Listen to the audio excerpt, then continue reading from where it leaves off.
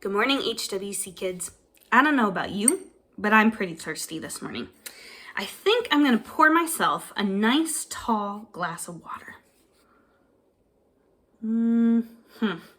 Maybe a rock wasn't the best option, right?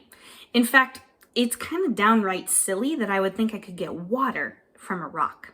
Well, in today's Kids Connect lesson, that's probably exactly what the Israelites were thinking. If you remember from the last couple of weeks in Kids Connect, God had rescued the Israelites from slavery in Egypt with the promise of bringing them to a new, safe, beautiful home. He protected them in a pillar of cloud and fire. He parted the Red Sea for them to walk across on dry land, and he provided manna for them to eat in the desert. Even after all of those good things, they were still complaining. They still were having a hard time trusting that God would provide for them. They argued with Moses, "Give us water. Why did you make us leave Egypt? We had water there. We weren't thirsty." And do you know what happened? God listened to them. He heard them and he listened. He told Moses to take the same staff that had helped him part the waters of the Red Sea and to hit a rock with it. Moses trusted God, even though it was kind of a silly thing to ask, hit the rock, and water poured out of the rock. The people didn't have to be thirsty anymore. God had provided for them again. If you noticed in the sermon this morning, there are a lot of times in the Bible and in our lives where it's easy to forget God's goodness to us. Even the author of Psalm 77, Asaph, who we heard this morning, felt comfortable bringing his pain and his grumbles to God.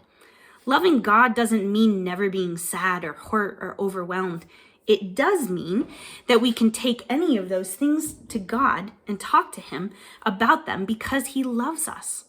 Asaph said, "I cried out to God for help. I cried out to God to hear me. When I was in distress, I sought the Lord." Then he said, "I will remember the deeds of the Lord. Yes, I will remember your miracles of long ago." And one of the specific things that he remembered in that psalm was God making a path through the Red Sea and leading his people out of Egypt under Moses' leadership. We don't have to pretend that our problems don't exist, but we can take them to God and give thanks in advance for how God will take care of us. We are seen and heard and loved by a God who can bring water out of a rock. That's pretty crazy. When we express ourselves, God understands how we are feeling and knows what we need. There are many times in the Bible where people made a monument or a statue out of rocks to help them remember and mark a place and a time that God helped them. So maybe you won't get water out of a rock today, but maybe you could find a rock at home and set it somewhere where you will see it to remind you of God's faithfulness and goodness when life gets hard. And if you don't find a rock at home, I have a basket of them in the back. You can grab one today.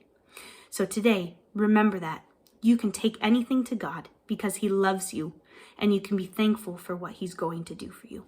Have a great day.